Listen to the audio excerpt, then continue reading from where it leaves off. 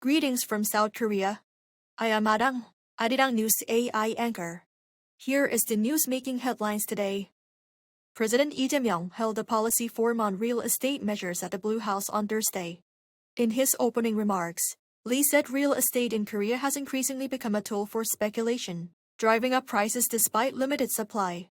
Experts and members of the public shared proposals on three key areas: housing supply, financing and mortgage lending, and real estate taxes.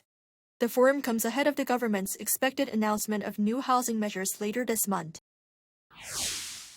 Korea's economy in the second quarter grew faster than expected, largely driven by a boom in semiconductor exports despite downward pressure from rising oil prices caused by the war in the Middle East. On Thursday, the Bank of Korea reported preliminary real GDP growth of 0.6% from the previous quarter, surpassing its earlier forecast of 0.2%. Looking ahead, the key question is whether strong semiconductor demand can sustain this momentum, and whether domestic consumption can broaden the recovery beyond the chip sector. The central bank has also indicated it could take the stronger than expected gross national income data into account when making its next rate decision. Foreign Minister Cho Hyun has urged North Korea to respond to Seoul's efforts for dialogue and cooperation, saying peace cannot be achieved through one side's will alone.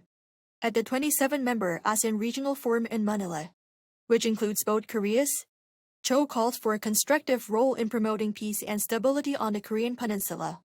Participants voiced concern over North Korea's continued nuclear and missile development, while stressing the need for denuclearization and a return to dialogue. Separately, at the ASEAN Plus 3 meeting involving Korea, Japan and China, Cho called for stronger joint action on food and energy security, amid supply chain disruptions caused by tensions in the Strait of Hormuz. Korea welcomed almost 2 million foreign tourists in June. The Korea Tourism Organization said on Thursday that the number of foreign visitors to Korea in June was 1.99 million, up 23.1% from the previous year. The largest number of visitors, some 650,000, came from China, and 348,000 came from Japan. In the first half of the year, there were 10.71 million visitors to Korea in total, up by 21.3% from a year earlier.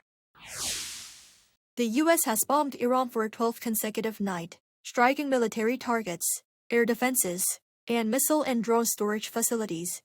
Iranian state media reports a missile attack on the Shalahaj border crossing with Iraq killed at least 2 people and wounded 11 others.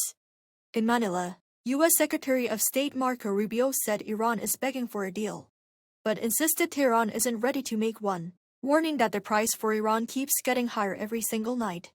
This comes after reports that the U.S. had told Israel it plans to intensify its military campaign against Iran, including the possible use of American heavy bombers, with Israel notified in advance to prepare for potential retaliation. That is all from me today. Thank you for watching.